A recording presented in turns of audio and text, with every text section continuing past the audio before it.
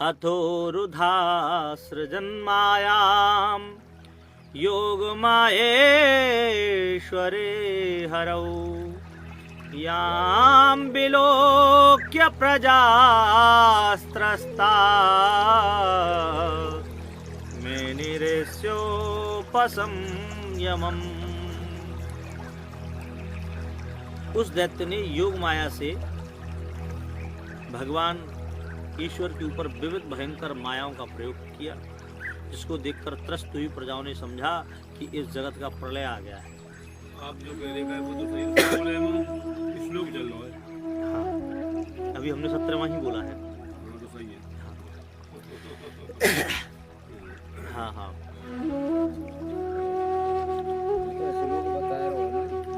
तो अब ऐसा समझा गया कि जैसे मानो प्रलय आ गया है।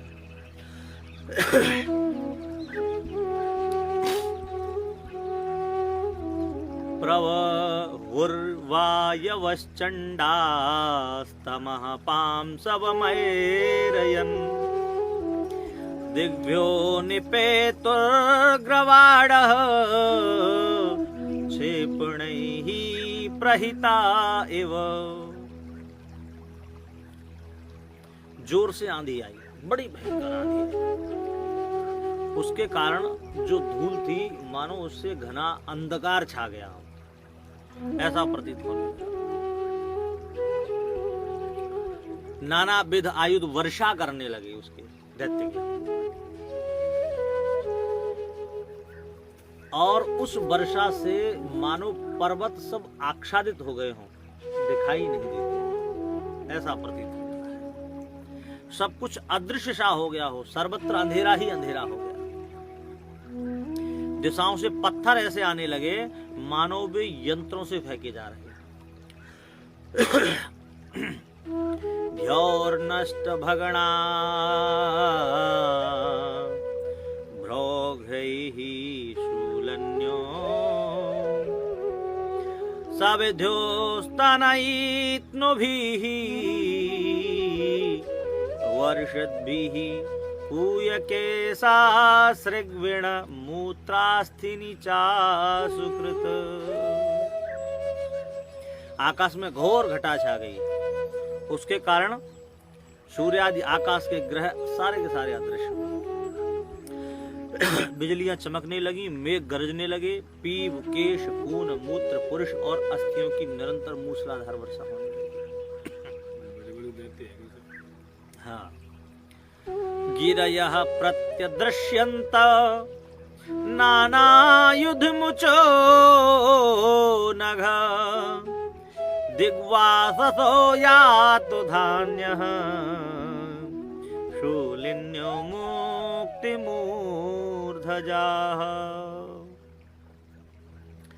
नानाविध आयुध की वर्षा कर रहे पर्वत दिखाई देने लगे। हाथ में नाना प्रकार के आयुध लिए राक्षसियां भी नग्न होकर तथा बाल बिखेरकर शूल मारने दौड़ी। शूल इत्युक्ते त्रिशूल। बहुभिर्यक्षरक्षोभिः पत्यश्वरथ कुञ्जरैः आततायिभिरुत्सृष्टा हिंस्रावाचोतिवैशसाः। बहुत से पदाती, अश्वारोही, गजारोही और रथी यक्ष राक्षसों ने आतताइयों के समान कठोर मारो मारो वचन बोलना आरंभ कर दिया।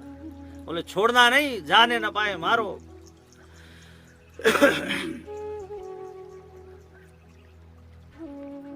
प्रदुष्कृतानां मायानाम् असुरीणां विनाशयत् सुदर्शनास्त्रं भगवान् प्रायुक्त दयितं त्रिपात। 3 सवन जिसके पाद हैं ऐसे यज्ञ मूर्ति नारायण भगवान। 3 सवन मतलब जो एक ही पाद में तीनों लोगों को मापने वाले हैं। ऐसे यज्ञ मूर्ति नारायण भगवान ने उन प्रकटित असुरी मायाओं की विनाश अपने प्रिय सुदर्शन शास्त्र का प्रयोग किया, शस्त्र का प्रयोग किया। तदादिते समभत्सहसा हृदि बेपथुः स्मरन्त्या भर्तुरादेशम् स्तनाच्चासृक प्रसुस्रवे। उस समय में पति के कथन का स्मरण कर द्युति के हृदय में सहसा कंपन उत्पन्न हो गया, उसके स्तन से एकदम खून बहने लगा। हाँ, क्योंकि कहते हैं जब बालकों को कोई आघात होने वाला हो तो माता को पहले ही आभास हो जाता है, माता पिता को आभास हो ही जाता है। अब चूंकि इसका पुत्र जो है भगवान से युद्ध कर रहा है तो आभास तो होना ही था। विनष्टासो स्वमायासु भूयश्चाव्रज्य केशवम् रुषोपगूहमानो मों ददृशेव स्थितं बहिः। अपनी मायाओं का नाश हो जाने पर वह फिर प्रकट हुआ और भगवान केशव के सामने आकर क्रोध से उनकी अपनी बाहुओं से जकड़ लिया उनको। भगवान जी को हाँ। परंतु देखा तो वे बाहर खड़े दिखाई थी। भगवान को पकड़ना कोई मामूली बात। वज्र के समान मुट्ठियों से कठोर प्रहार कर रहे उसको भगवान अधोक्षज ने कनपट्टी में एक तमाचा ऐसा लगाया जैसे कि इंद्र ने वृत्तासुर को लगाया था। तम मुष्टिभिर्विघ्नघ्नतं वज्रसारैरधोक्षजः करेण कर्णमूले हन् यथा त्वाष्ट्रं मरोत्पत्तिः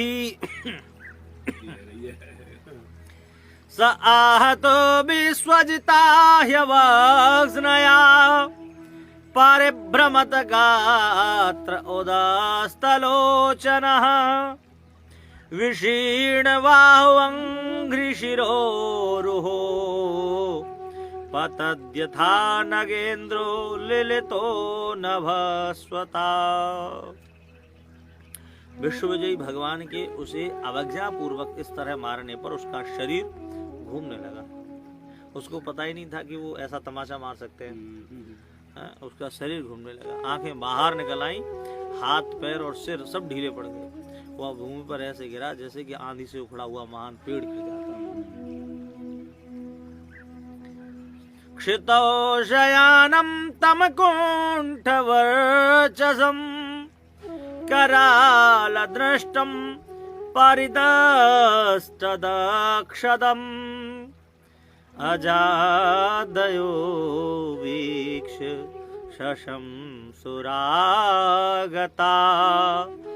अहो इमां को नु लभेत संस्थितम्। इस तरह अकुंठ तेजस्वी कराल दृष्ट दांतों से ओट काटने वाले उस दैत्य को भूमि पर सो रहा देख समागत ब्रह्मादिकों ने स्तुति की और कहा, अहो हे देव, कौन ऐसी मृत्यु पा सकता है? ये तो धन्य हो गया। भगवान के हाथों से कोई मृत्यु पाए, कितनी बड़ी सौभाग्य की बात है। अहो, ब्रह्मा जी कहते हैं अहो, ऐसी मृत्यु भला कौन पा सकता है? यम योगिनो योग समाधिना रहो ध्यायन्ति लिंगादसतो मुमुक्षया तस्यै सदैत्यर्षवः पदाहतो मुखम् प्रपश्यंस्तनो मुत्ससर्जः। लिंग देह से मुक्त होने की इच्छा से योगी लोग एकांत में जिस भगवान का योग समाधि से ध्यान करते हैं, अपने सारे के सारे रंध्रों को बंद करके, उस दिन बताया था भेद करने की तरीका, मतलब योगी लोग जो है समाधि लगाते हैं, यहाँ तक कि लिंग गुदा का द्वार भी बंद कर देते हैं। किसके लिए? मुक्ति के लिए। है? उनके पद से आहत होकर यह दैत्य उनका मुख देखता हुआ प्राण त्याग कर रहा है। उन योगियों को, ऋषियों को ये मृत्यु गति नहीं मिलती है, और इस दैत्य को ये देखो, ये योग ब्रह्मा योग या आचार्य मानने सब लोग बताइए है, ये त्राण कर रहा है। एतौ तौ पार्षदावस्य शापाध्यातावसद्गतिम् पुनः कतिपयैः स्थानम्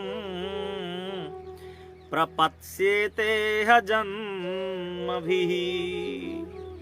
ये दोनों भगवान के पार्षद साप के कारण असुर योनि को पाए थे, फिर यहाँ कुछ जन्मों के बाद अपने स्थान पर चले जाएंगे। देवताओं ने कहा, देवा ऊचुहु नमो नमस्ते खिल यज्ञतन्तवे स्थितौ गृहीता मलसत्त्वमूर्तये दिश्चाहतोऽयं जगता मरुन्तो दस्त्वत्पादभक्त्या वयमीश निवृताः। भगवान, सभी यज्ञों के कारण लोक स्थिति के लिए निर्मल सत्व मूर्ति धारण करने वाले आपको बार बार नमस्कार है। देवता यहाँ नमस्कार करते हैं। समस्त विश्व को पीड़ा देने वाले इस दैत्य का आपने नाश किया, यह हमारा कम सौभाग्य नहीं है।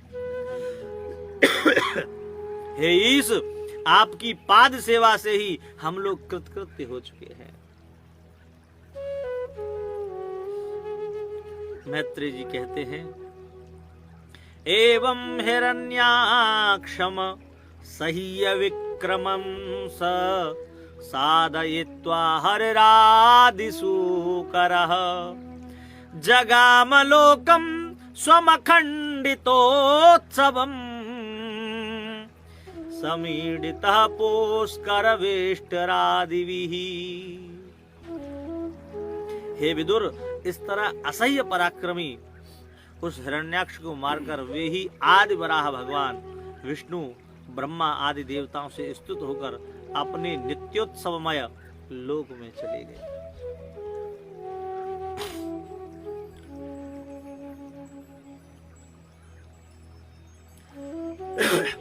मया यथा नोक्तमवादिते हरेः कृतावतारस्य सुमेत्रिचेष्टितम् यथा हिरण्याक्ष उदार विक्रमो महामृधे क्रीडनवन्निराकृतः। हे सुमित्र, मैंने पहले जैसा सुना था, हे द्विज,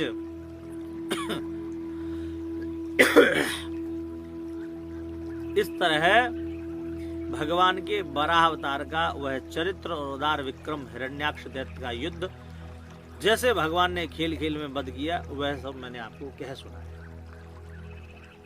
तब सूत जी ने कहा, इति कौशारवाख्या तामाशोत्य भगवत कथयाम क्षत्तानंदम परम लेभे महाभागवतो द्विजः। शौनकादिक ऋषियों को कथा सुनाते हुए श्री सूत जी महाराज कहते हैं, इस प्रकार से श्री मैत्रेय जी ने विदुर जी से कहा, हे द्विज, इस तरह मैत्री से कही गई भगवत कथा सुनकर महाभागवत विदुर को परम आनंद हुआ। अन्येषां पुण्य श्लोकानां उद्यामयशसां सताम् उपशोत्य भवेन्मोदः श्रीवत्सांकस्य किं पुनः। फिर श्री वत्सांक भगवान की यशो में पुण्य कीर्ति सुनकर उद्यामयश पुण्य श्लोक दूसरे सज्जनों को भी आनंद होगा, यह क्या कहना है इत्यादि हे द्विज। इस प्रकार से विदुर जी ने मैत्रेय जी से कहा। क्या कहा? फिर श्री वत्सांग भगवान की यशो में पुण्य कीर्ति सुनकर उद्यामयश पुण्य श्लोक दूसरे सज्जनों को भी आनंद होगा, यह क्या कहना है। मतलब वाह क्या कहना है। कहने लगा हाँ। हरे यहाँ प्रश्नवाचक भी है और उद्दात्मक भी है, मतलब वाह भाई आनंद आ गया। और द्वितीय प्रश्नवाचक ये है फिर क्या कहना है, उसके बाद में क्या कहना है, जिससे लोगों को आनंद हो, भक्तों को आनंद हो। यो गजेन्द्रम झषग्रस्तम ध्यायन्तम चरणाम्बुजम क्रोशन्तीनां करेणो नाम कृक्षतो मोचयद्रुतम्। जिन्होंने ग्राह के द्वारा पकड़े गए गजेंद्र को क्रंदन कर रही करेणुओं के सामने शीघ्र छुड़ाया, उन अनन्य शरण सरल लोगों के सुखाराध्य भगवान की कौन कृतज्ञ आराधना नहीं करेगा। है? दुष्ट लोग ही उनकी आराधना नहीं कर सकते, बाद में हर चाहता है उनकी आराधना करना।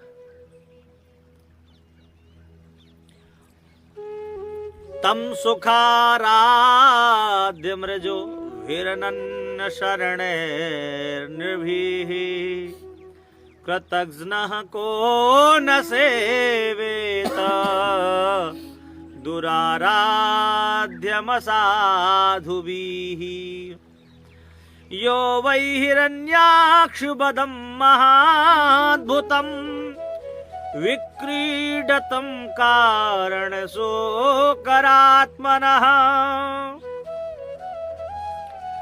शृणोत् गायात्यनुमोदतेऽञ्जसा विमुच्यते ब्रह्मबधादपि द्विजाः। हे ब्राह्मणों, जो कोई पृथ्वी के उद्धार के लिए 12 अवतारी रूप धारण कर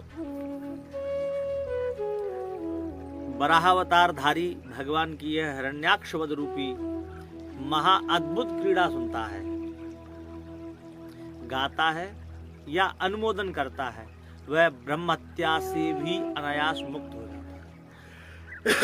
इस कथा का इतना बड़ा महत्व है कि अगर गलती से कोई गाय का वध कर दे, गाय को लात मार दे, लात मारने का भी ब्रह्महत्या का दोष लगता है। किसी ब्राह्मण का कोई स्पर्श हो जाए, ब्राह्मण का वध हो जाए, ब्राह्मण का स्पर्श हो जाए, मतलब जिस कारण से भी ब्रह्महत्या के दोष लगते हैं, इनको श्रवण करने से वो ब्रह्महत्या का दोष भी प्रायः छूट जाता है।